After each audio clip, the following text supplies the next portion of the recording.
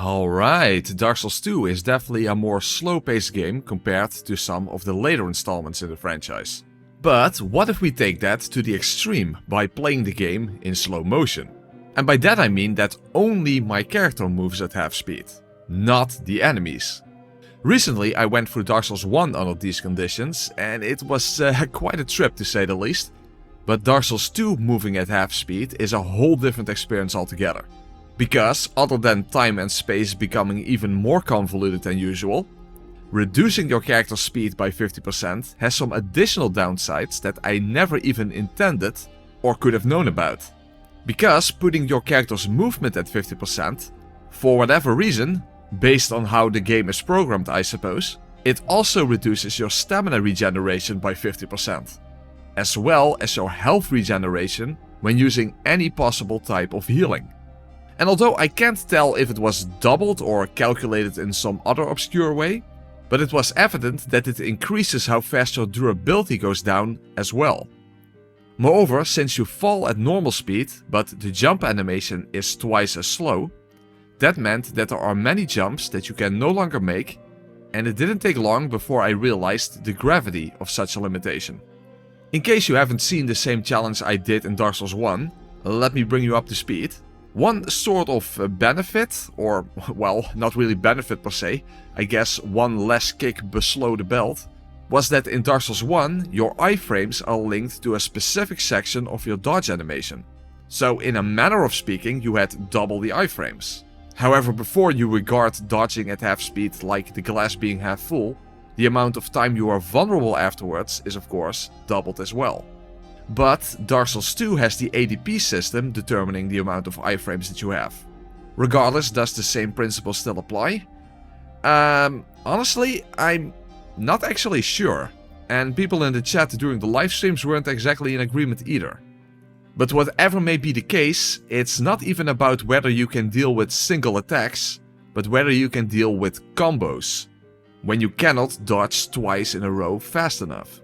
On top of having 50% less stamina regen, which makes using shields also not that effective, while also having your Estus animation feel like participating in a wine tasting test where you really need to savor the flavor, and the regen from healing gems taking between 3 to 5 business days, which implies that you more often than not get almost no healing opportunities or even literally no healing opportunities to begin with.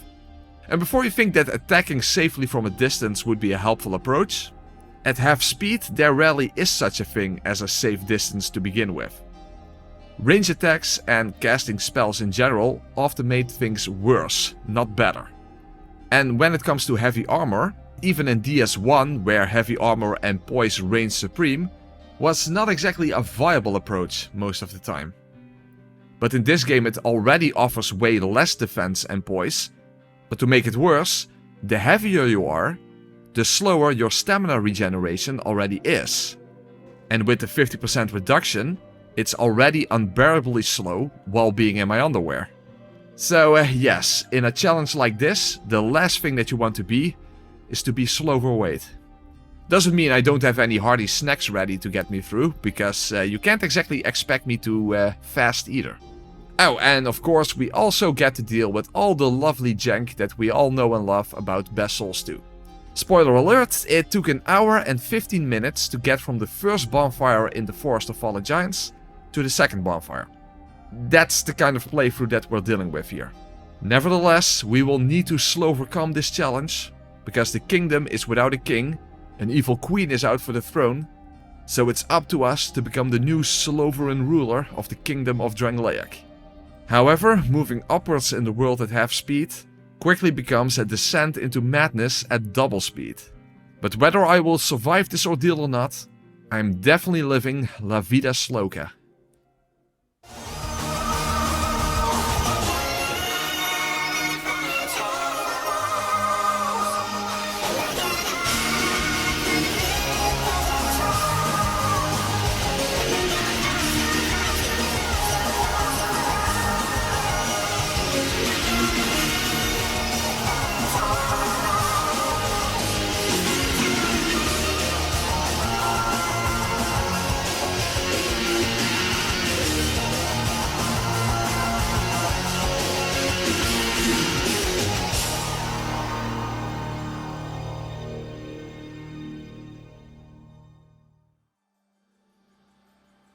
Alright, for those among you who are a little slow in the uptake, a faster weapon is obviously more beneficial than a slower one under these circumstances. So let's quickly speedrun our way through the tutorial area in order to pick up the dagger, for when the timing of my attack windows also balances on the edge of a knife. And did I just die in the freaking tutorial area? Yeah, the thing is that Dark Souls 2 is already ganky as fuck, that even at normal speed it can be tricky to just run past everything. But at half speed, it's definitely not merely boss fights that are the main obstacles. Getting to the boss fights in the first place is one hell of a slog as well. Not to mention that, especially at the beginning, even fighting a single regular enemy might already feel like a boss fight in and of itself. Including fighting against your muscle memory, as the dodge and attack windows that you are used to pretty much go out of the window when moving at half speed. In fact, I wasn't even able to figure out how to get the timing right for cheesing the Dragon Rider, making this one of the only Dark Souls 2 playthroughs I've ever done that did not start with making the Dragon Rider go for a swim. And thus, the start of this playthrough was already not going swimmingly.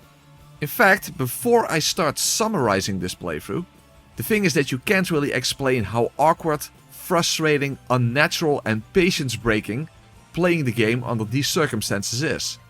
So first I think I need to let the live footage speak for itself, until we get to Melentia, who, and let me emphasize, is merely at the second bonfire after Majula, and if you think that the upcoming section is tiresome to watch, then just imagine how tiresome it would be to be the one playing it. Yeah. Yeah. Okay. That is one. Practically halfway done already. Shit. Fighting multiple enemies. Oh, terrible. I don't think I will even be able to make it to the ladder now. No. Oh, but they are way quicker than I am.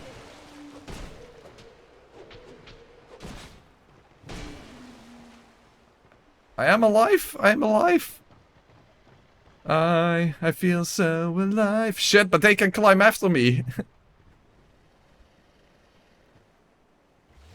No, this is not working. No. Dude, they're all just going to follow me. This is just going to get worse and worse like this. Oh no. No, no, no. Oh my god. As the French would say, ne going through the fork wall pas. I bounced off against his shield. Oh, this is just making it worse.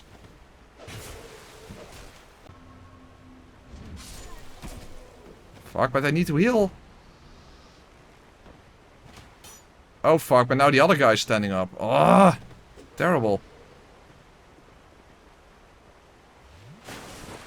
I was about to say, oh whoa, there's another enemy there. Well, dude, this is horrible. This is not what I wanted at all. Oh, I'm getting stun locked like a motherfucker. Shit, but if I get up the ladder, they will just follow me. Fuck. Okay, this is not working. Oh, here you can see that my health regen is also halved. You see how slow my health is regenning from that life gem? Horrendous. Hold on, if I move around here, then hopefully they don't even wake up. Okay, well, we made it to the fork wall at least, so hey, that's something. We're not even at Melentia yet, and my character already looks the way I am feeling. That should tell you something.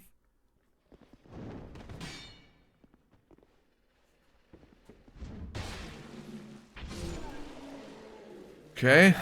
I was about to say, here I have to take things slowly. As if I have a choice. As if I have a choice. Fuck, I don't have any range attack yet, right? No. Oh, shit. Oh, fuck, two of them. That's not good.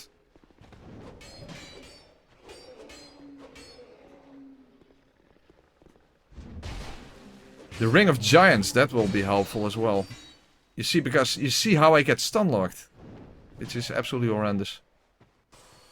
Oh, my health regen is so bad. Yearn, yes, but that requires a lot of intelligence, unfortunately. Yeah, that it's It's gonna take a while. Yeah, follow up. Yeah, okay, good.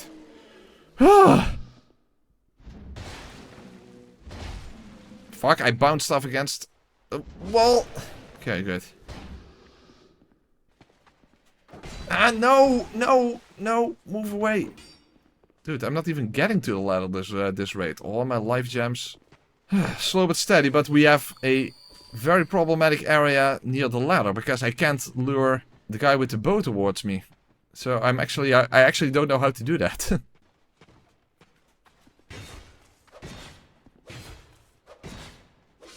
Okay, yeah, that actually worked. That actually worked. R1s with the dagger are actually helpful. I don't have anything. I can't lure him over. And I need to get up that ladder. I don't have Alung Skulls either. Of course, there are only 10 before the castle, so that's already an issue. He should put his bow away and then follow me. Yeah, okay. Okay, at least he is all the way over here. That's good. Okay. But will I be able to actually make it up the ladder now? Oh, whoa, ah, shit! No, the final hit! Oh, okay, good. You know what, just to be safe, let's use the life gem. Oh, and there's still one enemy even when I make it up the ladder. Yeah, I won't be able to just open the door. Now, see? No! No! No! No! Oh, I was there. It was the final enemy. After all that, I haven't made any progress. I only made it worse because I now... my health is even lower. And I use so many life gems. Fuck, I need to get to Melentia. I need to get to Melentia. Later. Yeah, the dagger is absolutely helping me out. Fuck, it's not enough. It's still not enough. I can't move. I can't move. Oh, one is... Shit, one is behind me. No, dude, what the fuck? Why are all of them behind me now? Dude, that was not... that didn't happen previously. That did not happen previously.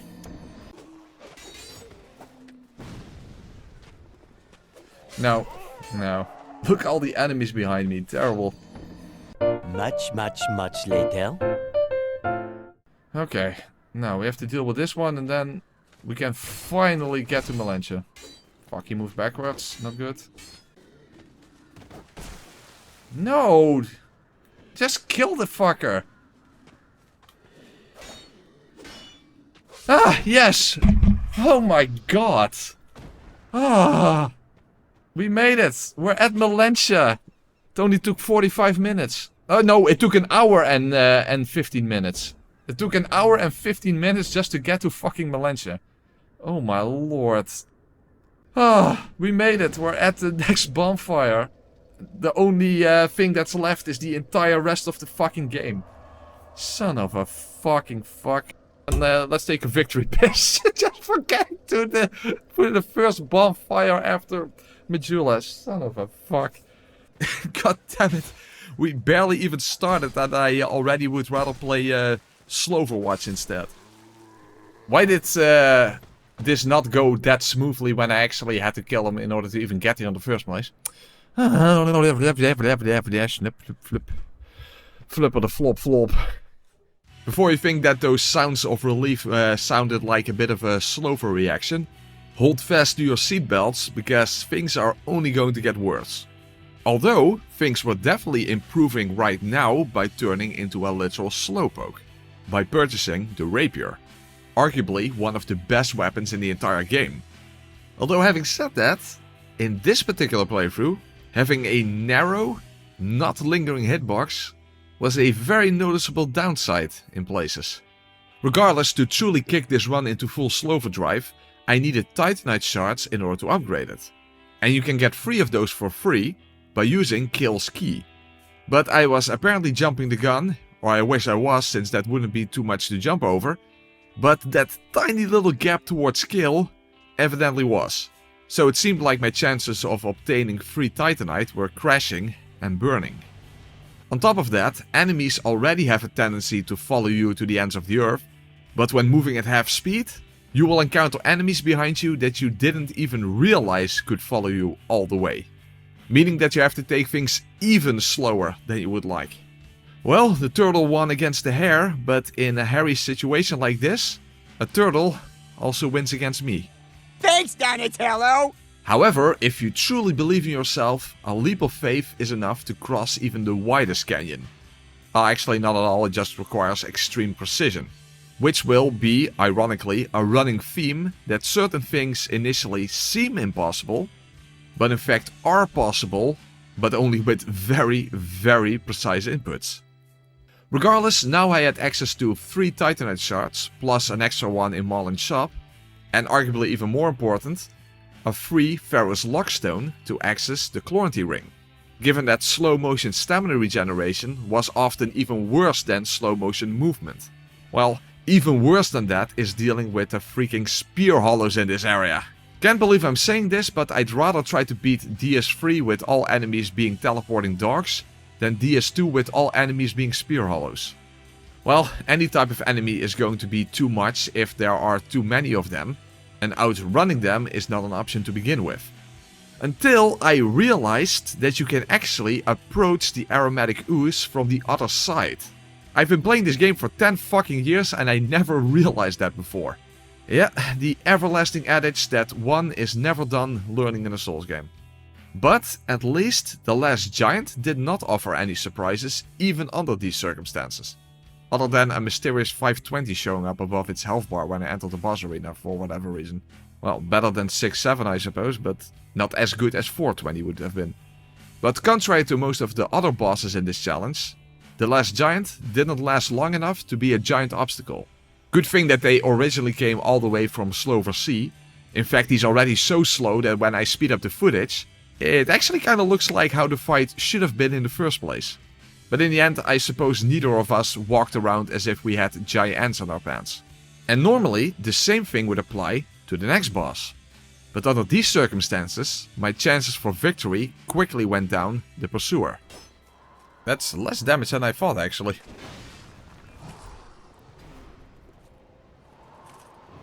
Oh, that's so much closer than I'm comfortable with. Oh fuck, no! I'm getting stunned! No poise. Like, when can you even heal? You can't even heal at any point. He's way too fast. I'm stunned. I'm stunned! I don't have poise. Fuck! Even the fucking pursuer is going to be a problem. Heck, even getting there in the first place was already an issue. Yeah, you perhaps hadn't even considered that yet, but the runbacks in a challenge like this will take twice as long as well. And given how complicated certain fights will become, even more runbacks than usual are necessary. So yeah, let's not slover exert myself too much this early in the playthrough. And therefore we're first going to return to the Dragon Rider for some additional levels. After all, Draenleic is a murky, forgotten land where souls will mend your snailing mind. However, without cheese, things can get very difficult even against a simplistic enemy like this one.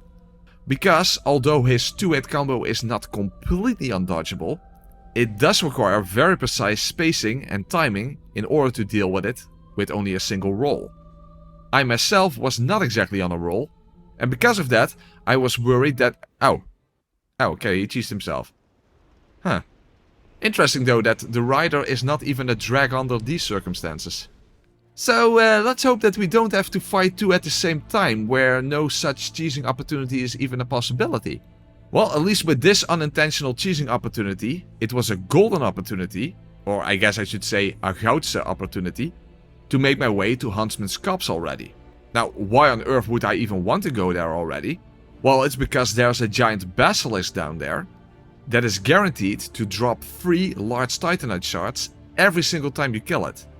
Meaning that I could already upgrade my rapier to +6, even without having access yet to the second blacksmith. And I understand how it might sound like slow for kill for a weak boss like the Pursuer, but you have to keep in mind that I not only had no safe healing opportunities, but I also hardly had any safe attack opportunities. Unless I would create them myself by parrying. But there are two problems with that, however. One, I never parried the pursuer before, so I basically had to improvise for the timings, while doing it at half speed because the parry frames are not at the start of the animation, meaning that you have to make sure that you parry early. But the second and very much unexpected issue was, parrying reduces your durability massively. And evidently, my durability already goes down much quicker at half speed for whatever specific reason. I think it has something to do with the amount of time your weapon is in contact with the enemy or whatever it may be. I know that when DS2 went from 30 FPS to 60 FPS, durability damage did in fact get doubled as well. But exactly how it's calculated under these circumstances, I don't know. But the solution was to parry with a shield instead. Which unfortunately did lower my damage output a bit, since I would have to one-hand my rapier instead. Regardless, it was the slow yet steady approach that I required to take this guy down. Or lady, I actually don't even know. People also insist that the Throne Watcher and Sif are female, so who the hell knows. Regardless, even if this was a lady, I still wouldn't pursue her. And technically, the pursuer doesn't really pursue you either, because at every location it's a different one. In that sense, Forlorn is the real pursuer, who apparently, on a side note, is also female.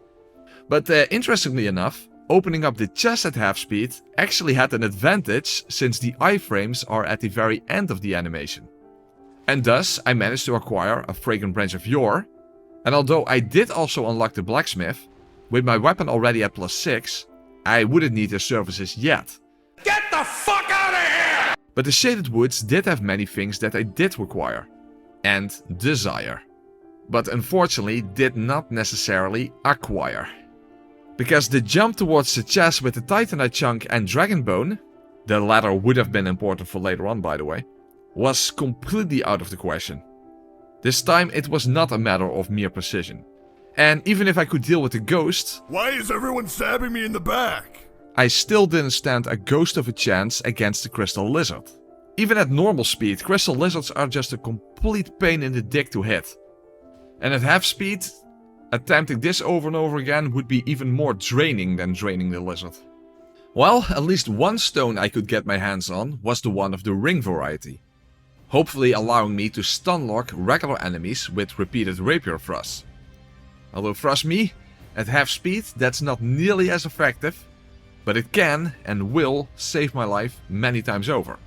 Of course, against bosses it's not going to help me, and I obviously wanted to get my rapier to +10 as quickly as possible. But with 2 Titanite chunks already unavailable, for now I had to make do with a +6 weapon. Fortunately, that turned out to be more than sufficient for the next boss fight. Although usually I use a different approach, as you likely already know, since for whatever reason the majority of my Dark Souls 2 videos somehow end up containing a how to fight Nachka tutorial, while simultaneously asking people to get off my back about getting onto Nachka's back, using the stupid tail riding cheese tactic. But this time the best way to get Nachka off my tail was to trick her to turn tail, which ironically makes her stand still. So by using this stinger operation, this was one of only a handful of boss fights that I didn't need to make heads or tails out of. However, let's not get so overconfident, because even a throwaway fight like the Congregation up ahead, during specific challenge runs, can become congregating. Heck, even the miners weren't a minor obstacle this time around. But in the end, the church was even worse, and this is one in which I literally cannot make haste. And most ironic of all, if I had been able to upgrade to +7, I probably would have been able to kill the first priest in time. Because when you can't, even the pews don't keep you safe from their pew-pews. Which is why trying to first fuck up their flog formed a fucked up flogging as well. However, it's not actually the case that every single Titanite chunk is completely out of reach. I can simply pull one out of my ass. Or a hole in the ground, I don't know, I never know the difference. In fact, I will need the bonfire halfway through anyway, since I also want to acquire Toxic Mist from the rats later on. Which might have sounded helpful for the congregation as well, but not when you take the immensely slow casting speed into consideration. And that fight being even more of a rat's nest than the one I'm currently facing. On top of that, I would need a pyro flame for that to begin with, But fortunately, the dark version is down in the gutter as well. However, would I even be able to jump that far? Is there another way to get there? I actually could make the jump, that's surprising, but hey, I'm happy about that. Only barely, but I did manage to make it. Oh! Really? Unbelievable. Well, apparently I need to jump here as well. And there we have... Oh, and also rotten pine resin, really? Ah, nice. But where the hell is a titanite chunk then? Because there should be a titanite chunk at some location here, but I don't have a clue where. Yeah, I'm completely stunned. Well, that's helpful. Dude, life gems regen is so bad. Look at this. This is the regen from a life gem. Absolutely terrible. He is walking slowly away from me and I can't hit him. Okay, there we finally have a titanite chunk. Unbelievable. Anyway, I got the rapier to +7, but it means very little when you can't fucking hit anything to begin with. And when I did manage to hit, it did less damage? How is that even possible? Well, you normally don't tend to pay attention to how this fight is even supposed to work in the first place, because it's rarely a fight in the first place. But the priests don't merely have a healing animation, they also have a buffing animation, which increases their defenses. But of course, the main reason you need to get rid of them first is their healing. But this time around, getting rid of their projectiles is definitely a way of lightening my load. In fact, after I managed to get rid of them, even for everyone else who remained, this fight slowed down to a crawl. But the single thought I was holding fast to was that by gaining access to the next area, I would be able to upgrade my rapier all the way to max already. However, I also still needed a ton of souls to upgrade my character with. After all, with only 10 alluring skulls available before reaching the castle, I was yearning for a replenishable alternative. So that would be yearn, in case I need to spell it out. And thus, my next goal was to speedrun my way to the Rotten in order to make a quick buck. But now we need to first of all actually get to the second bonfire.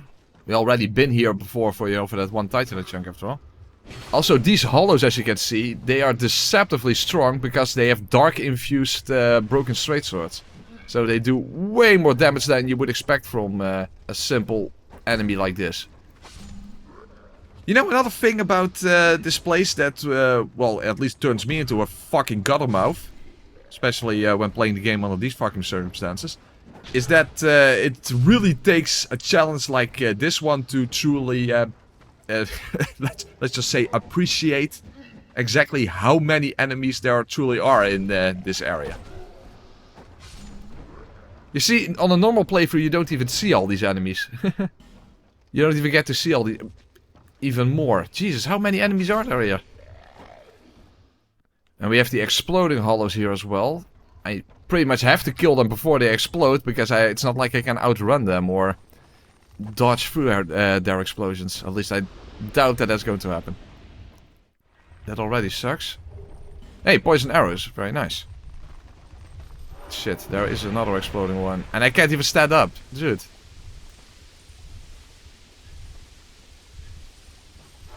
I couldn't hit him in time. I couldn't stand up. Fuckalicious.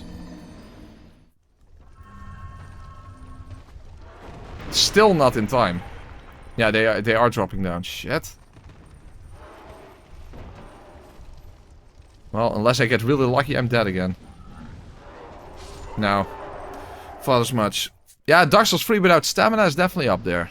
I would agree with that. Oh, no! It is already going so slow. Son of a fuck. You know what? Let's just get through go through the fork wall. Hopefully the exploding guy won't even show up. Oh, fuck, there he is. But I am through the fork wall. That's good. Iframes at the end of the animation. Okay, that's good. Worked out. No, you can't get past there. That's fucked. That little gap there. That little gap, you can't get pass through. Then why even is it there? Exactly for that reason, of course. Dustbloods. We still don't know anything about Dustbloods, so... Don't know. And of course I don't have a Switch 2. So it would have to be something really special for me to go and buy a Switch 2 for that. Fuck, can I... Hold on.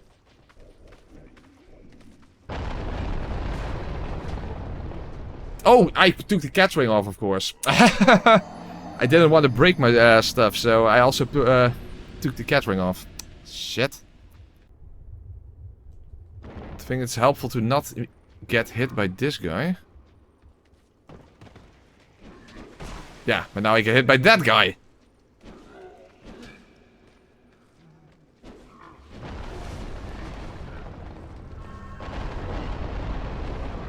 That's better. Again, it sums up the entire playthrough, but we're slowly getting somewhere. We're slowly getting somewhere.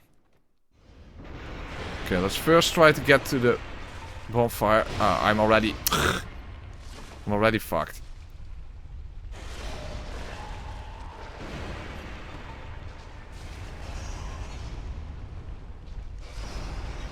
No, I can't heal. I'm dead from the poison, I think. If only drinking Estus wasn't the equivalent of making tea and letting it steep and cool down first before raising your fucking pinky to take a tiny little sip to savor the fucking flavor. Which tea hardly even has to begin with, if you ask me. Would also help if the enemies would leave me alone along the way. But oh, slow down there, Speed Racer. Easy bus, sure, but under these circumstances, the first one to get there is a rotten egg. And one that is easily scrambled. Yeah, there is definitely a running theme, or better said, a slogging theme throughout this challenge. And that is that the greatest obstacle when playing at half speed is dealing with combos. If you dodge the first one, you won't be able to dodge the second one. And if there's a third, you will get flushed like a turd. This wasn't the first time that issue came up, and it definitely won't be the last time. Of course, you could just wait for favorable RNG, but yeah, not with my rotten luck. So instead, I needed to roll away from his overhead attacks, since he can string that into a combo, and that way I would already be outside of the hitbox of the second attack. And then only roll into him when he does an attack that cannot be turned into a combo in the first place. However, that still was not sufficient, because when he gets into the second phase, he can do the giant AoE explosion, which I simply cannot outspace in time. And therefore, I had to iframe it. And that requires some really precise timing, especially since there is no clear visual or audio cue for the exact moment that the hitbox becomes active. And speaking of that, keep the notion of really precise timing in mind for dealing with combos as well, because that will become important later on, and more than once. Regardless, the most important thing right now is that I got a whole bunch of souls to increase my intelligence all the way up to 19. However, in order to obtain the Yearn spell, I would need to talk to Carhillion at the wharf where no man should even dare to go in the first place. However, since by now I also upgraded my bow to +6, it was actually easy to, well, it was not completely insufferable to go through here.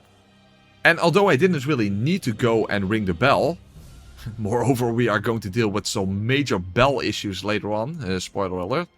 But hey, we might as well get the pirate ship over here, with a yo-ho-ho and a tricky-la-dee-doo.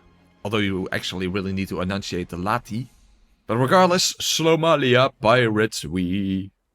Anyway, in addition to Carhillion, I can also go and talk to Govlon. I can, and I will. And when you will, you deal. Specifically in poison-related items. Arrows, knives, and resins. And technically I could have bought the Ring of Giants from him for additional poise, given how often I'm getting stunned to death. However, I made sure I didn't, because by going back to the gutter and using the aforementioned poison arrows on the two giants, I could simply acquire the Ring of Giants +1 variant for free. Although, spoiler alert, it turned out that it was actually not even that helpful. Because in the end it does very little without additional heavy armor. Tanking is just not a very viable strategy at half speed. Meaning that you are mostly dependent on rolling whether you like it or not. And being able to heal when enemies like it or not. So when spacing is your only other alternative, you really need to mind your step, and I wouldn't be surprised that in addition to her ginormous size, Trying to step on Freya would be like stepping on a giant dookie. However, the real surprise was that I evidently, by now, had enough ADP to roll through her, I don't think mandibles is the correct term here for a spider. So let's just say that at least on paper it was a rock solid strategy to roll into her mouth scissors. Moreover, you can actually safely heal when you stand next to her when she goes ballistic. So it turned out that both the scorpion as well as the spider both were arachnid in no time, even at half speed. Well, let's keep these few examples of somewhat easily surviving the fray dear to you, because there are some challenges up ahead that won't be so easy to slow overcome. But before that, surely with a plus 10 weapon, high ADP, and a pretty decently high soul level in general, even 3 rune sentinels at once shouldn't be too slow stimulating, right? There we go. The thing is, you can actually parry the... I mean, I never done that, but you can actually parry the rune sentinels. But I honestly never done that, so... Well, at least you don't have a time limit for the first rune sentinel. Oh, whoa, that didn't hit? Wow. Not sure why, but I'm not complaining.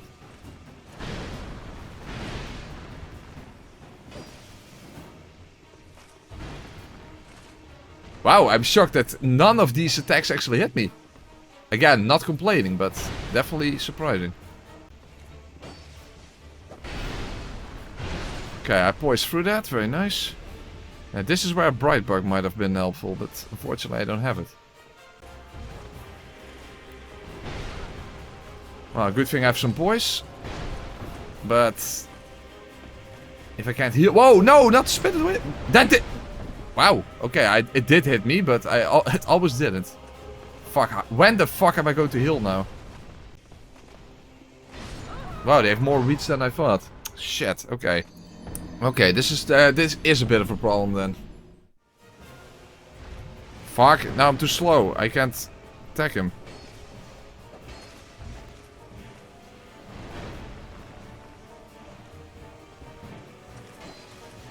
Oh, that's helpful. Oh, but that was not helpful because missed. Okay, that is helpful. Okay, good.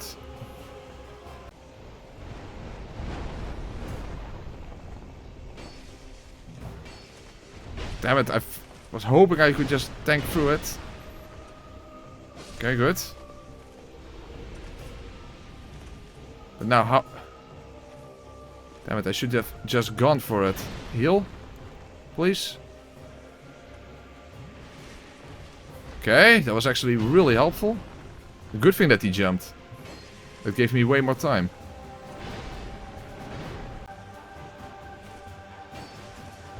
Basically, when you attack with a rapier, you duck down a little bit. And that can actually make attacks go over your head, surprisingly. But hey, okay, worked out. Worked out. Worked out very well. Awesome. Alright, Harold, the Sentinel triplets are ruined. Look, wait, what? The Sentinels are ruined. All of them are ruined. Why are you saying it like that? Saying what? I'm just pointing out that the Sentinels are ruined. Are you just trying to piss me off, or is that really how you say that? What? Ruined? What do you call the remains of ancient Greek structures? Ruins. Say ruined. Ruined. Ruined. Ruined. Dumbass. Now come on, Harold, don't be immoraled. Anyway, the main reason I went to this place was not because my next target was the Lost Sinner. I mean, after the suffering I endured against her in the 1 HP, 1 stamina, Nukem plus 7 challenge, I wasn't exactly feeling slow or anxious to fight her already. No, I was here to make my way to Straight in order to have the ability to acquire boss weapons or spells. Although, not straight away, since I did not have the boss souls in question yet. But there was another thing in the vicinity that could potentially help me with my stamina regeneration issues. Well, then again, don't get too slow or excited, because the emphasis is very heavily on potentially. After all, the annoying quirk of weight decreasing stamina regen implies that you can have almost nothing else equipped for the extra stamina regen to be noticeable. Or better said, present at all, because even at low weight, I could hardly see the difference with the naked eye. It is supposed to do something, but I suppose that a rose in any other form still smells a little fishy. No, shields were mainly for parrying in this playthrough, and only if the durability of the rapier needed to be preserved. And the thing is that I definitely wanted to keep my vitality low, so I could benefit from the damage boost from Flint's ring later on. Unfortunately, with only 6 vitality, the Ring of Giants already made me way heavier than I would have liked. Well, not heavy per se, just big boned. Speaking of which, remember how certain boss fights are complete jokes in a normal playthrough, but might turn into massive obstacles during certain challenge runs? Well, this time around, the Skeleton Lords were anything but a bunch of push slovers. And remember that there are only 10 Alluring Skulls available from Shelquar. But in principle, none of that should matter in the first place, because we have the Yearn spell. Well, in theory yes, but perhaps a little less so in practice. Because Yearn doesn't necessarily mean that things will be piss easy. Okay, Yearn. Oh, the bomb is already out, what the hell? I don't even have time to use Yearn. What the hell, I don't even have time to use Yearn. Yeah, I'm already dead. I literally had no opportunity to even use Yearn.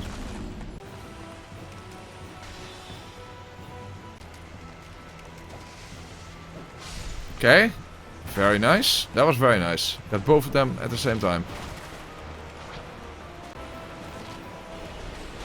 That was not a healing opportunity, shit. Shit, not at all. Oh fuck, I'm too late. I'm too late. Yeah, I didn't have time because of the other fucker.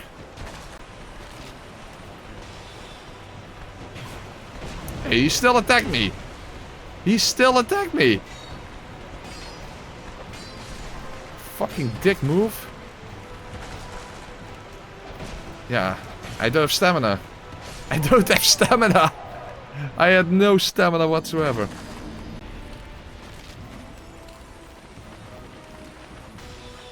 Fuck, I just don't have enough time.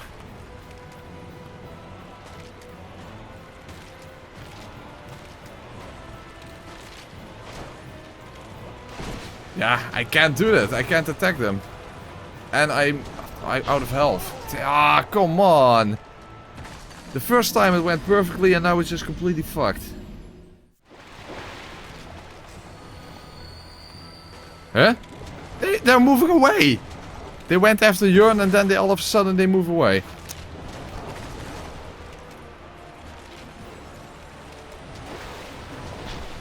Oh, it didn't come out. Yeah, and I can't heal, I can't do anything. I got hit by accident, I think, there. Fuck, why did it go so well the first time? And now it didn't work out at all. Yeah, I can't get out. I don't have stamina, I have nothing. God. Oh, this is absolutely terrible. Basically, the first time I just got the perfect RNG and I just don't get it anymore. The Skeleton Lords can't be directly behind me. The two skeletons have to be close to each other. Just so many things need to fall into place.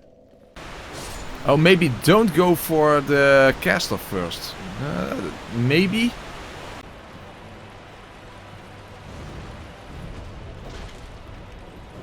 The problem is, the other two have more health, so I can't instantly kill them. Yeah, and of course the stamina regen is so brutal.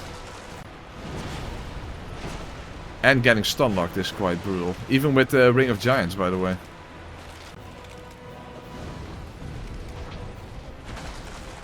If they move slightly back, then I already can't hit them anymore. See?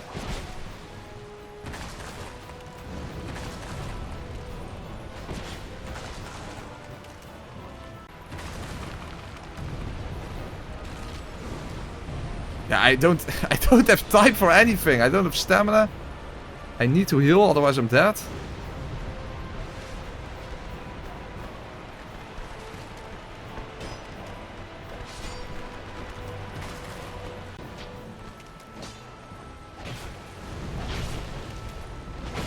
Fuck, I can't get stun locked. Dude, the Ring of Giants does so little. Quite surprising. You would expect it to do quite a bit more.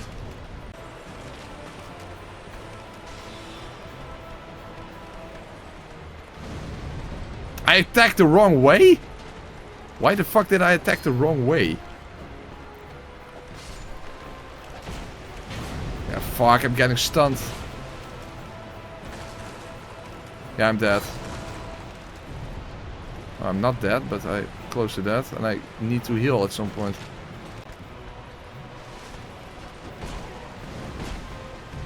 I'm stunned. Why does the Ring of Giants do fuck all nothing? It's Ring of Giants +1 and it does nothing. I should actually be wearing heavy armor on top of that, but then also my stamina regen is even lower. Huh? That knocks me on the ground? Didn't even know that was a thing. Okay. The animation didn't even go off. I even switched my armor and still it didn't go off. I don't get why the poise is so fucking bad.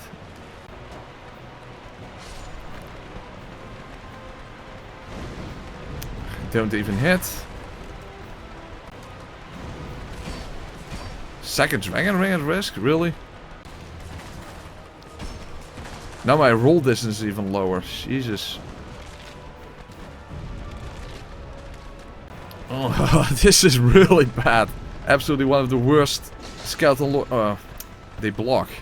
They're magic resistant and they block. Okay, well, that's great. At least it hits multiple at a time.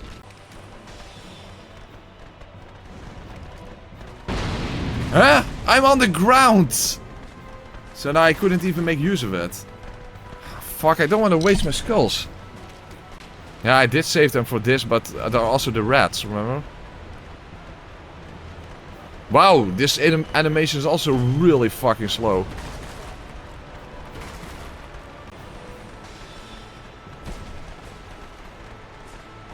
Oh, why am I not even attacking the right way?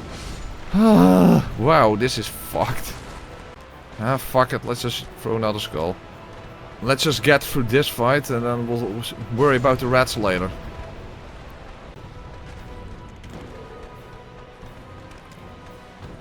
Hey, what the hell? Why did I get a backstab animation?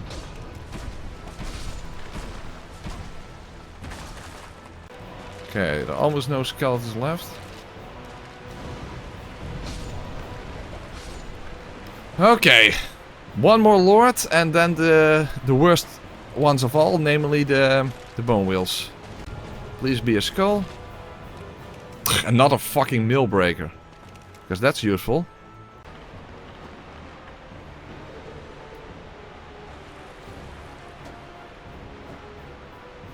Why did I not hit? Nah, come on, I can't even heal.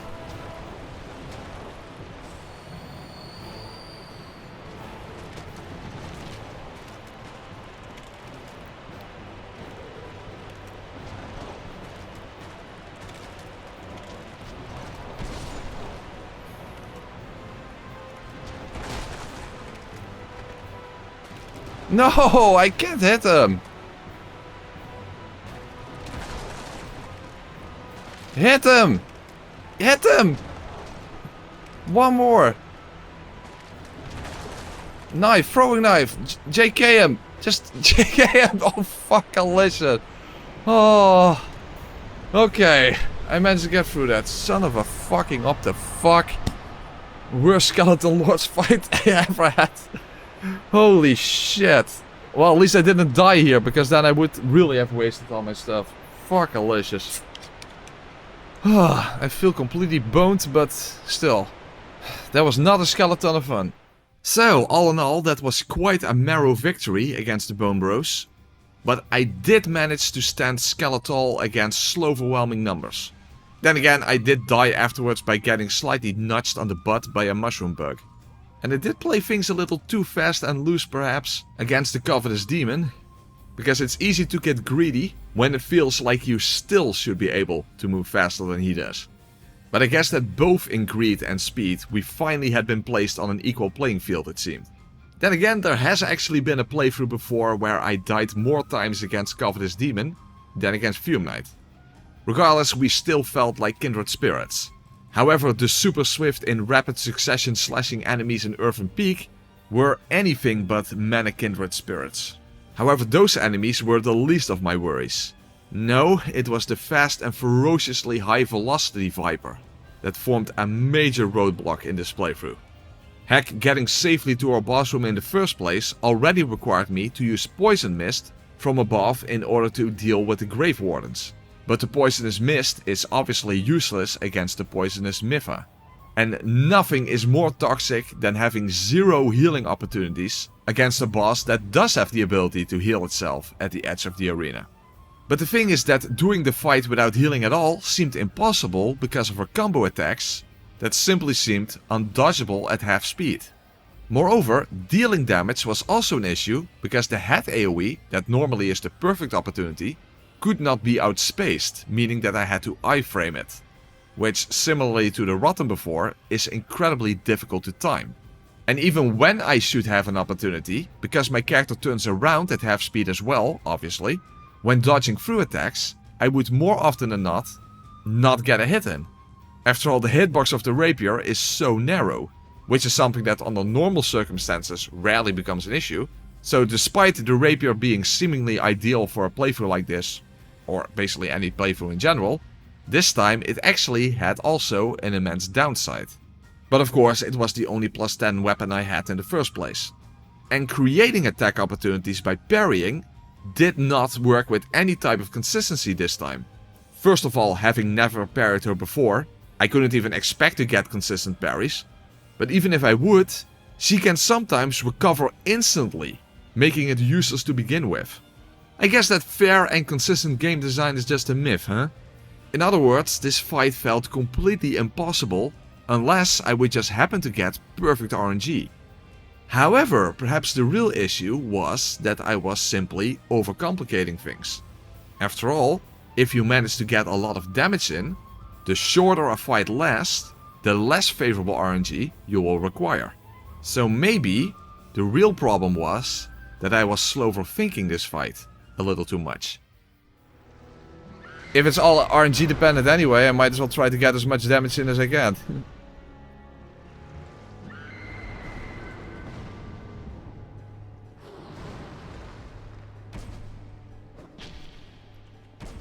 You see? If the fight lasts shorter, then I need less RNG, so maybe I should just go for it.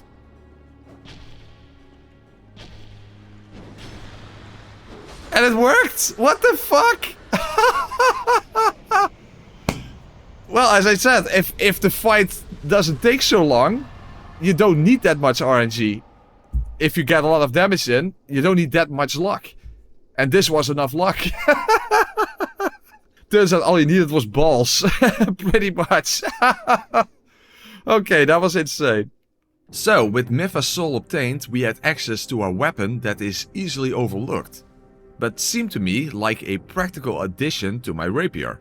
Namely, Mipha's bent blade, which is a dagger, and therefore has fast attacks, but it also inflicts poison and toxic simultaneously.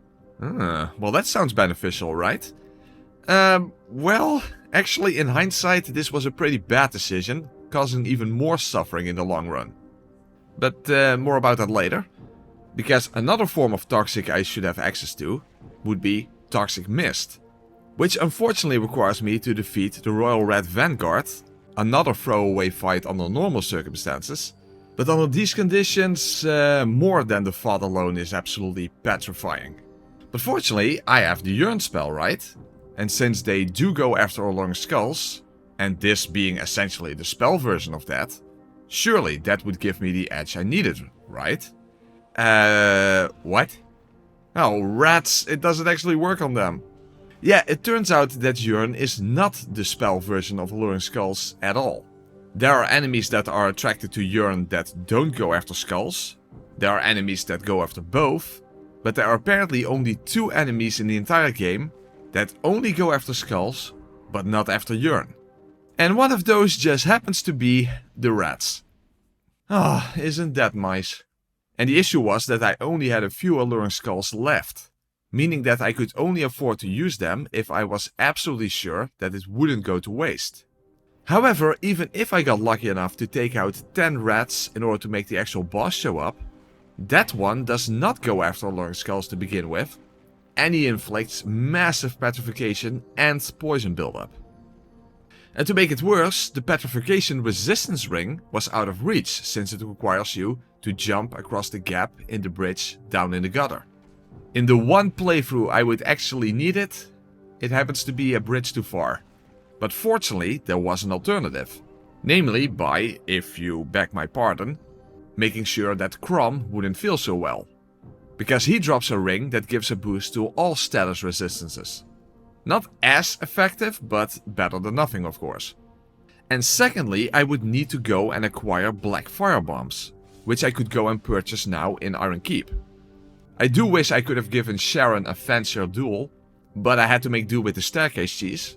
However, Dennis was obviously much more of a menace. I only had 5 faith, so the Force Miracle was out. To be honest, I'm not even sure if that would have been effective at half speed to begin with. But the sort of similar sorcery called Shockwave is actually sort of not so similar at all. Therefore, how on earth could I possibly knock him down into the lava under these circumstances? He was the one knocking me down into the lava instead. So therefore I was definitely in... Oh. Huh. Well, you'll love it to see it. Or to put it in another way, I am more rare Dennis behavior like that. And thus I could go and acquire black firebombs in order to make use of the splash damage so I could hit multiple rats at once. Which actually wasn't as effective as I hoped it would be, but I guess it was an improvement over the narrow hitbox of the rapier. However, that one would be more effective against the actual boss himself. However, I only had 2 alluring skulls left to at least lure the other rats away from him. That was good damage, but this is my final alluring skull. R2. R2. That got him. Nice. And it's a good thing, because that was my final alluring skull. Ha, nice. We got Toxic Mist. Joining the Red Covenant also provided me with a ring that would increase the poison buildup of Mipha's bent blade. But an obvious problem, well, apparently not obvious enough to the stream chat, is that you only have 4 ring slots available, meaning you can only wear 4 rings at a time. And I already had more rings that I would want to wear that I simply couldn't wear all at once. Which is why I hadn't even bothered yet to go and acquire Flint's ring. Although I suppose I already should have.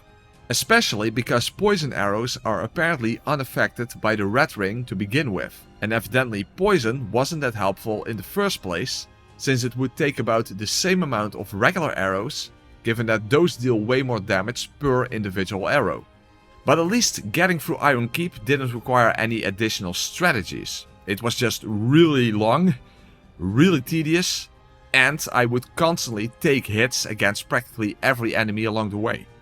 However, going through all of Iron Keep in a single go, with the danger of a possible Forlorn invasion, and the possibility that the turtle enemy could break the walkway, which I can't jump over at half speed, and on top of that, the desire to actually acquire the Ring of Blades +1. I simply couldn't afford to go and skip Smelter Demon. But the problem with that was, this turned out to be one of the most complicated fights in the entire playthrough. And took me literally hours to figure out how to get through it. Because this was just problem stacked upon problem. First of all, my casting speed was so low that I couldn't even start with a Toxic Mist. That could only be done twice during both phase transitions. However, that entailed that I would not be able to use those opportunities to heal. Because the only other remaining opportunity would be to get lucky enough to be able to get out of his AoE explosion in time. And then also get lucky enough that he wouldn't immediately attack afterwards. Which is not exactly beneficial against a boss that can harvest your life points by aura farming alone. But the damage over time wasn't even the biggest issue. It was avoiding direct damage to begin with. Specifically, as you probably would have expected, his combos. And although it seemed initially to help to dodge to the left, causing the second hit to strike the ground on the right of me, this wasn't consistent based on his movement, including him bumping up against me, affecting where I would end up. It would work sometime, it would not work every time. Until I discovered that I did in fact have sufficient ADP to roll through both hits with a single roll. But the reason it felt so inconsistent is because the timing was incredibly strict. If I would dodge merely a few frames too early, I would get roll caught. But at least now I did have a method to this madness. Now all that was against me was RNG. And in addition to that, time. Because when you're automatically losing health while moving at half speed, with practically no ability to heal, the last thing that's going to pay off, ironically, is working slow for time. But at least I am now convinced that it is a pure timing issue and it's just so strict. That's why it feels so inconsistent. It's because it's just really, really strict. Okay, please stay in the cloud. Don't move forward too much. Alright, only barely sufficient, by the way.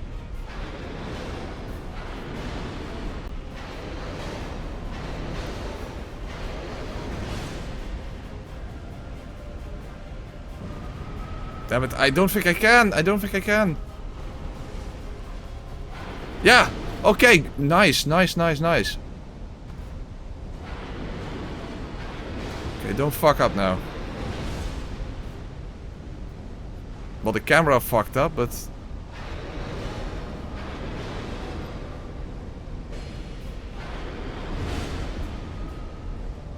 No, he delayed! He delayed! Shut the fuck up, he delayed.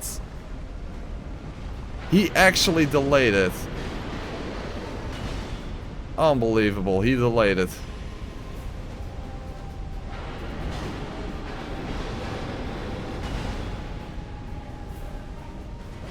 Damn it, I'm running out of health. Please, please allow me to heal. Ah! I got the heal. Okay, oh. I should be able to do it now. No, he delayed again. How? Ah. But still. I should be able to get him now. I have enough health.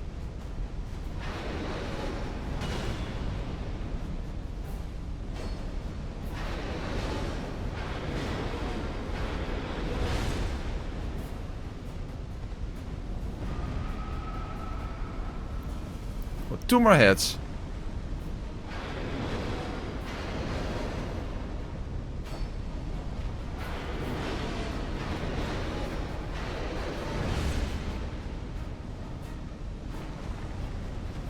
Yeah, I got him!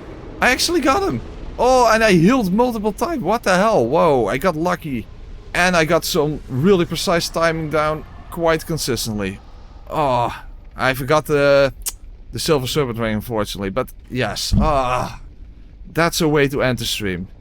Definitely got some luck there with the explosions. And that I got the opportunity to heal just in time. Because I did like a double heal.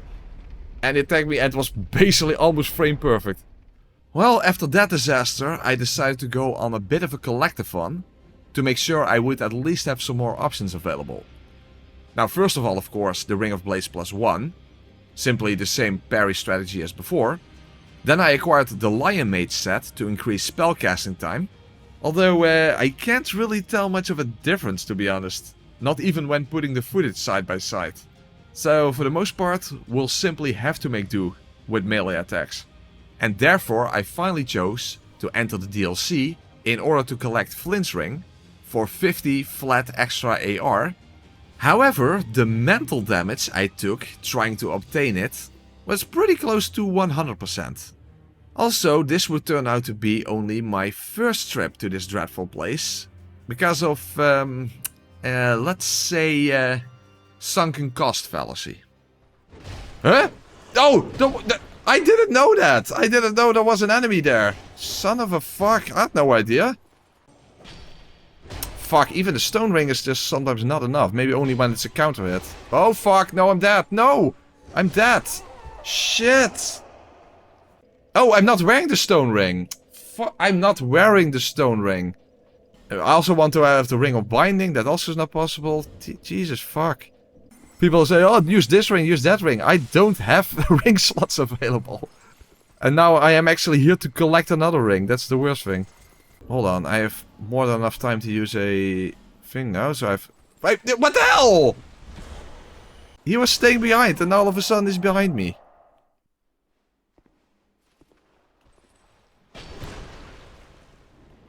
Even a counter hit is like, well, why is that so inconsistent? Why is it so inconsistent?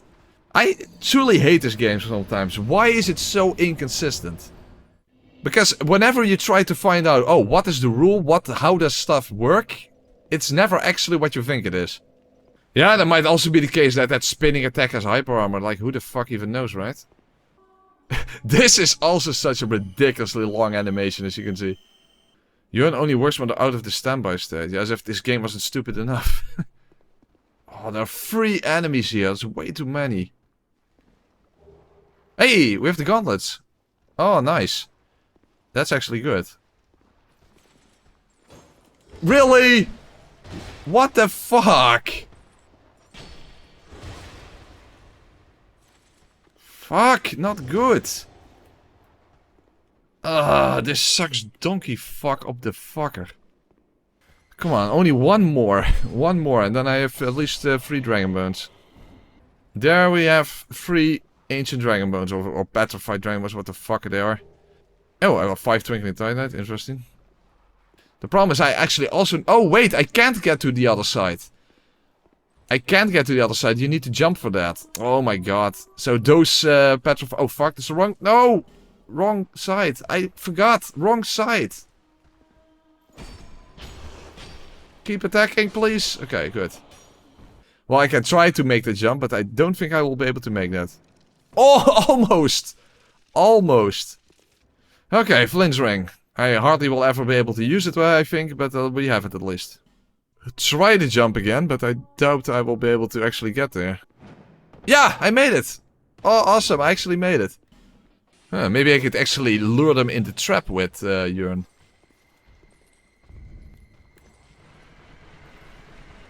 That definitely helped. Okay, it still worked out. Still worked out. Still worked out. Yes. Oh, he survived for whatever reason. Okay. Okay. And I was almost afraid I wouldn't even be able to get over here, but I did manage to get here. In total, we already have 9 petrified dragon bones. Of course, that bonfire over there is inaccessible. That is definitely a jump I can't make. Hold on, I need to keep moving. Avoid. Oh shit. Oh, hey, hey, what the hell? That's how rare it is for me to even get... I'm dead. Shit, I had no idea there was a switch there. Usually I just don't bother even going to this area. Well, as it turned out later, that was the wrong direction to begin with. Yeah, I never include this DLC in any of my videos, other than for getting Flint's ring, so yeah. Not too familiar with the layout. Contrary to that, I'm a little too familiar with the fucking layout of Iron Keep. However, surprisingly, no Forlorn invasion, and by preventing the turtle from breaking the walkway, it was merely an even slower progress than usual. But at the very least, I made actual progress. And although it did turn out that a single cast of Toxic Mist, that I finally had more than enough time for to cast even under these circumstances, was actually not even sufficient to toxic the old Iron King. And the red ring does not apply to spells. Then again, I didn't need any of that, because I did about the same damage I would have done with a proc of Toxic in about 2.5 rapier attacks. So, trust me, I did more than sufficient damage to him. And once again, an example of where if you speed up the footage to double speed, it pretty much looks like what it should have been like in the first place. All in all, this was an easy greatsword to obtain, but I wasn't exactly expecting the same type of experience against the Lost Sinner, given that she is among the quicker bosses in the game. Now, although my bent blade wasn't upgraded to max because I didn't acquire the dragon bones I needed, I still thought that the red ring and the sanctum gauntlets would allow me to easily poison her. And perhaps even a toxic proc on top of that. Well, I was wrong, because her poison resistance is actually quite high. And when you can attack twice as slow, at best your buildup will be twice as slow. So I could already forget about proccing toxic, given that the poison buildup is much higher than the toxic buildup. However, this was in the end more about the lack of stamina usage that made this feel at least surprisingly viable over using the rapier. If I now focus on dodging, then maybe I can survive this.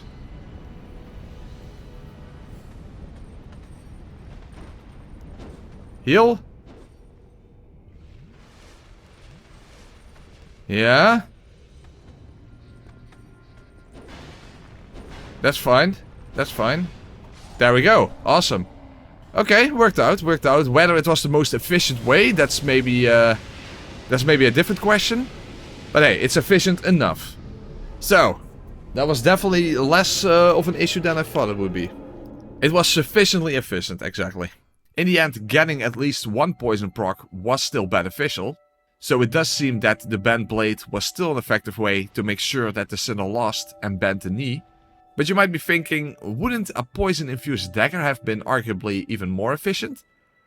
Well, let's not get too bent out of shape over that. But given that I am using this weapon, it would of course be better to actually go and get those final dragon bones. There are at least 2 that are easy to obtain along the way to the double dragon riders in the castle. But of course, there is a set of 3 available if we go back to the freaking DLC. Meaning that upgrading the bent blade all the way to +5 will require us to bend over backwards.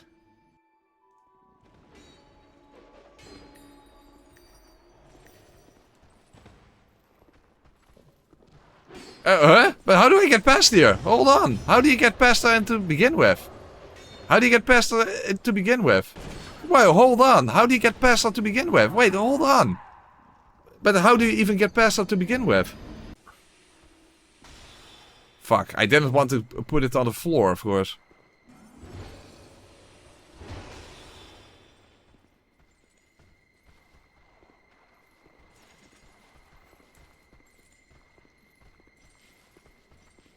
Okay. Oh, oh, oh! Huh? Where am I? I don't know where I am. Huh? I'm back here! What? Guys! Where am I going? I don't get it. Where am I going? I don't understand this area. I think I took completely the wrong direction. This leads back to that other place. This is completely the wrong direction, guys. This is completely wrong.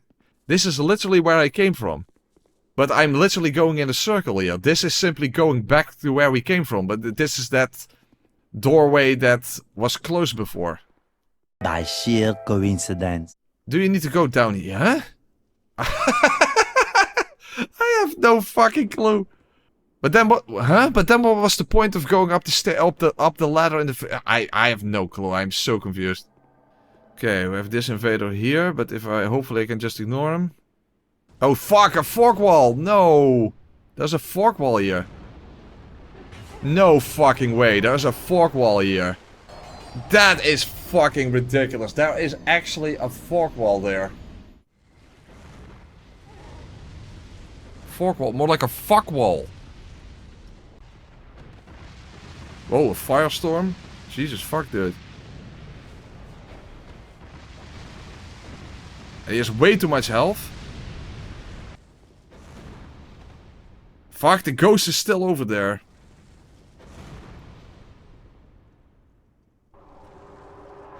Yeah, I made it through. Alright, I made it through. Where the fuck is the bonfire? Where's the bonfire? All the way in the back. What? No, what the fuck? Dude, what? How that? What the fuck? I'm still getting hit. No! No! Dude, this is ridiculous. Hey, what the hell? No! Dude, and where even are the petrified dragon bones then? Are those easier to get than the bonfire? Because I don't even know where they are, so that's why I need the bonfire. Ah, come on, this is ridiculous. Almost there. No, pick them up! Pick them up! Pick them up! What the hell? Pick them up! Why am I not picking them up? Why am I not picking them up?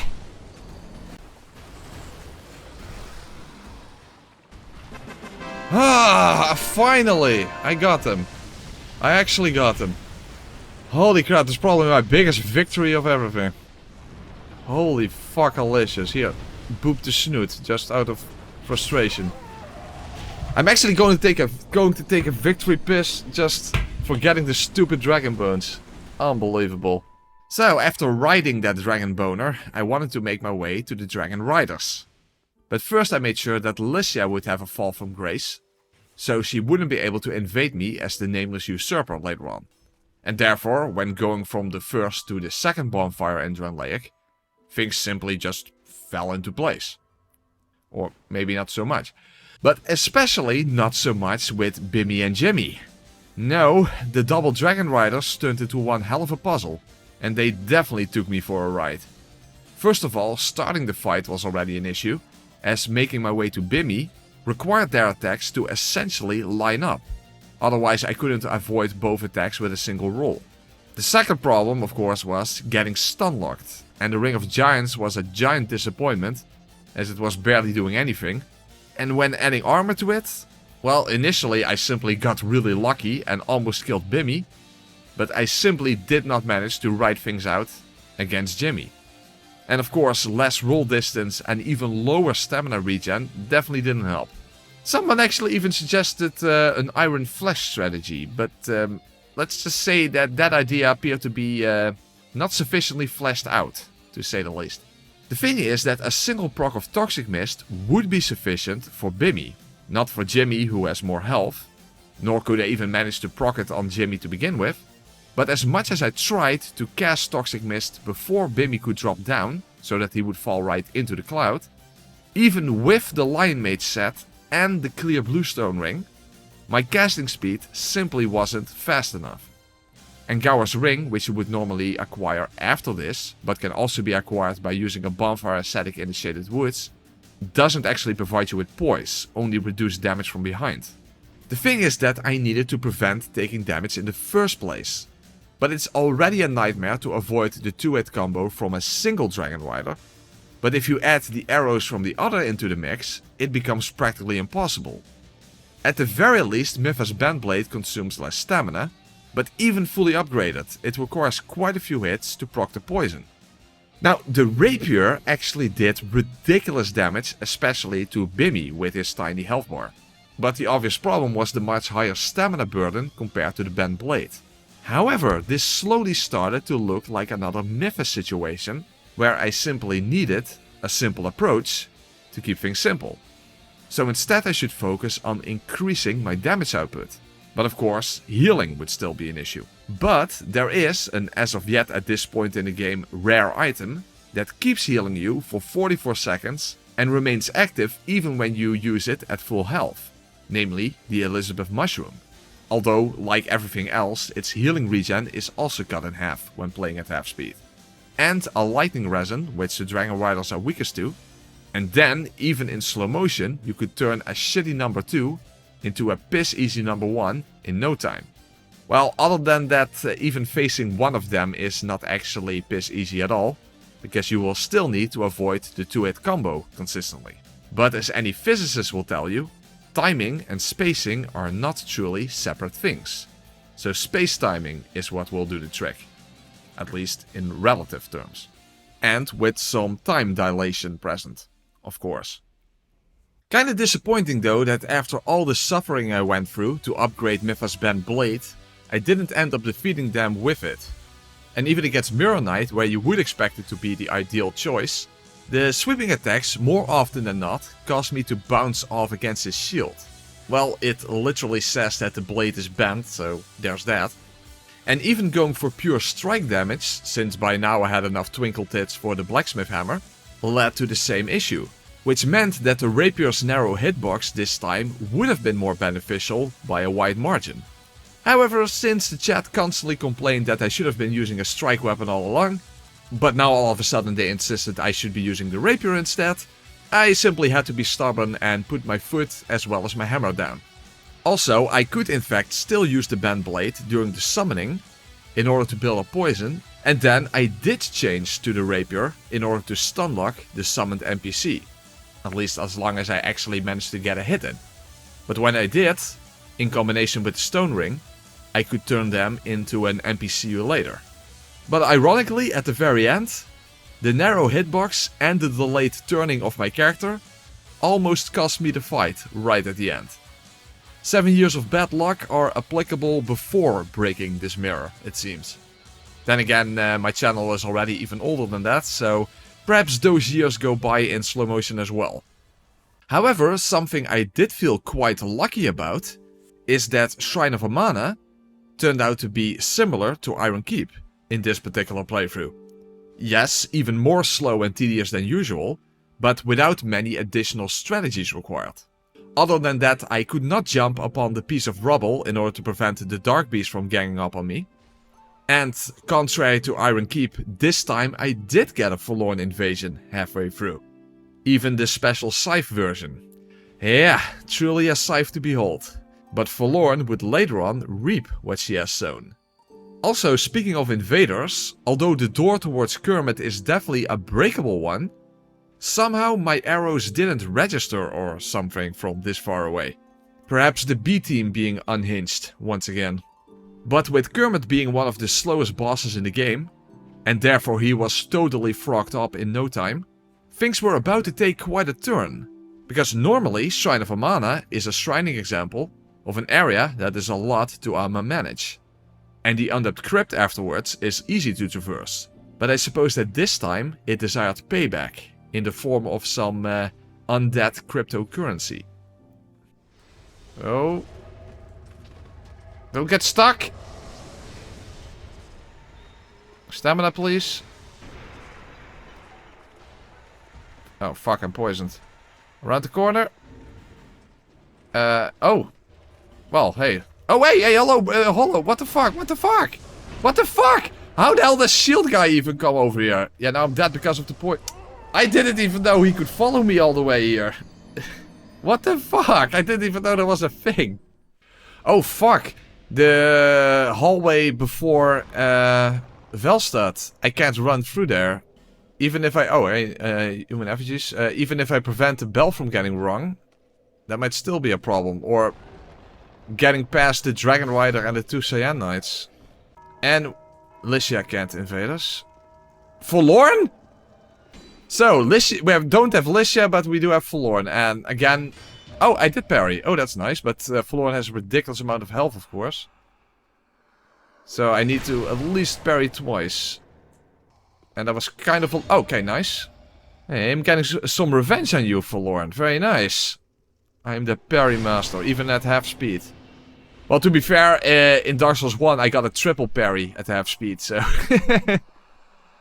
Okay, so first what I need to do is to prevent the bell from getting wrong, but then I still need to actually get past the Dragon Rider and the 2 Cyan Knights. That's the thing. The Dragon Rider does not respawn, but yeah, I'm not going to be able to just quickly kill it. Okay, so that prevents the bell from getting wrong. The thing is, the Cyan Knights respawn, the Dragon Rider doesn't, but still, yeah. Uh-oh. No! No! Only a few frames short. Only a few more frames than I would have had iframes on the fog wall. Shit. Okay, how am I going to do this? The playthrough is already taking very long, so... Oh, fuck! I hit the bell. Shit! Okay, the rapier is a little safer. Hello? Son of a fuck! Hopefully this works. I don't think that actually hit him. Oh, fuck. Not good.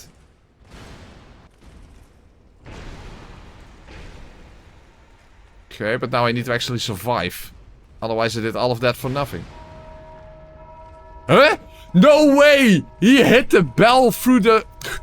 Oh, thank you, From Software. Are you kidding me? He hit the bell through the floor. He hit the bell through the staircase. No. Shit! Now I still, if I die now, I did all of that for nothing. Yeah. So, I did all of that for nothing. Let's lure him around the pillar so that I get enough time to actually get up the stairs without him attacking, hopefully. At least I hope that's how it is going to play out. Okay, that's fine. That should work. Oh, hey, what the hell?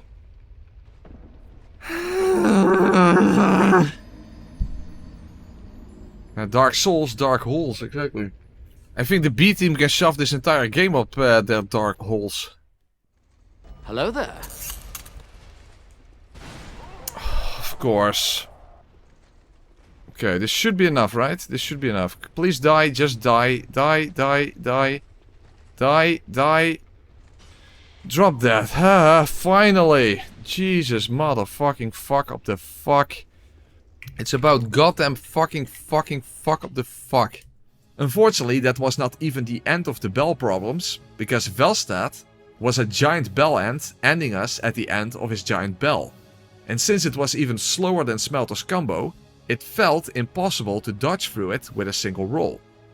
However, once again, and probably also because I have even higher ADP at this point, it simply was a matter of really precise timing. And in addition to that, I could also roll backwards, automatically avoiding the second hit. But of course the latter was not helpful when trying to deal damage, only for avoiding it. Fortunately, Mythos Bent Blade finally felt useful, as Velstad's defenses go up when he buffs himself. However, the poison and toxic damage remains the same. So, a combination of being hellbent on using the Bent Blade, and attack opportunities when he bent the knee, and it didn't take long before I could go and tell this Bellant to get bent. And with the king feeling oddly relatable this time around, but me having a better use for his ring than he does, now with access to Aldia's keep, I also had access to unlimited Elizabeth mushrooms. And thus I made sure that mushroom in my inventory would be occupied with mushrooms. Although they do not stack like life gems do. Which is actually good in hindsight, otherwise I would easily die from a slow overdose. Speaking of which, the Guardian Dragon died simultaneously with me, but the victory achieved message took too long to show up. Which is complete fucking nonsense, because when I beat him again, it practically showed up instantly. Yeah, that's exactly why if you need some help, and if you can find them, you should hire the A team and never the B team. At least to my surprise, I was able to outmaneuver the Drake Knights, even at half speed. Good thing that one of them wasn't Egon, as a hail of harpoons from a true Drake warrior would certainly have been unavoidable. And other than getting stuck in a healing loop and getting to see the rare ground stab from the Giant Lord, getting finally to the final area of the game was not as slow of a process as I expected it to be. However, the Throne Duo was, very much in alignment with my expectations, the biggest obstacle in the entire playthrough. My name is Shanalot. She says that her name is Shan a lot, so she has also a name that she only uses on rare occasions. Yes, against the Throne Wanker and Throne Defecator, even what would otherwise be an incredible healing tool is utter frog shit, aka Toadstool. That doesn't provide me with the amount of elbow shroom that I would need to maneuver around such relentless foes. And the cheese tactic is already of the Swiss variety under normal conditions. Full of holes, as I'm not aware of any sort of consistent way to make it work in the first place. Just pure RNG for the most part. Not viable either. Heck, even poison wasn't viable. I actually reallocated my stats in order to try Dark Fog, which has a faster casting time, but still not fast enough at half speed, and even when I did manage to proc it, it also did way less damage. No, this was similar to the Double Dragon Riders. This was about optimizing my damage output. And since physical damage scaling is poor in this game, I went for a Lightning Infusion, reallocated my stats into Faith, added Sunlight Blade on top of that lightning damage, added a Bright Bug, but unfortunately not a Green Blossom since those are both body buffs, so the Blossom would slow override the Bright Bug effect, But I could of course still use a mushroom to hopefully survive long enough in order to quickly, in relative terms of course, take the throne wanker down, so I could have a one-on-one with the throne number 2. Throne watcher's down, but I can't... And do I have enough time to actually kill this one? So I can't... Oh! Oh, good thing that went over my head. Good. Thank you, mushroom, for healing me in the meantime. Do I have enough time? Okay, good so far. Oh, I missed!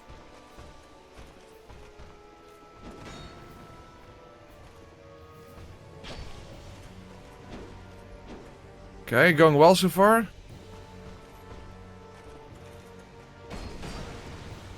Yeah, go and heal the throne duo. The throne wanker. No! Go for the heal! Why is he not going for the heal? Why is he not going for the heal? Dude, that is ridiculous. Why not go for the heal? Fuck off. I was 100% convinced he was going for the heal and he didn't do it. Otherwise I would have had him.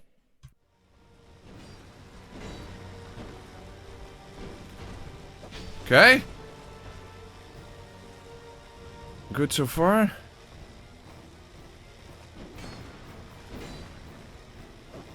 Oh! Fuck you. Okay, good. No! Shit, not good. The mushroom is no longer active.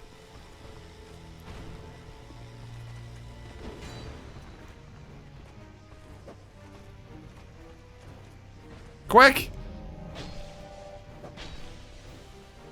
Yeah! Got him! I got him! Yes, it was was quick enough. Oh my god. I didn't even expect that to be the winning attempt. Oh, awesome. Okay, we made it. This was the best approach at least. It did require some RNG farming, but it was the best approach. Just go for damage. Just go for damage. That didn't even hit me? Okay. Not complaining. Yeah, this is not gonna be an issue, even at half speed. She is not even hitting me, surprisingly. Oh, now she is. Okay, let's not get too overconfident. As I was saying. But that already should be enough, this. There we go. And there we are, finally. Dark Souls 2 at half speed. What a victory and what an absolute bunch of complete another fuck of the fuckness variety. Regardless, the worst is yet to come. Because DS1 and DS2 are at least slow games to begin with. So I have no idea if Dark Souls 3 is even feasible at all. But we are going to find out. Somewhat soon-ish. But probably not too quickly.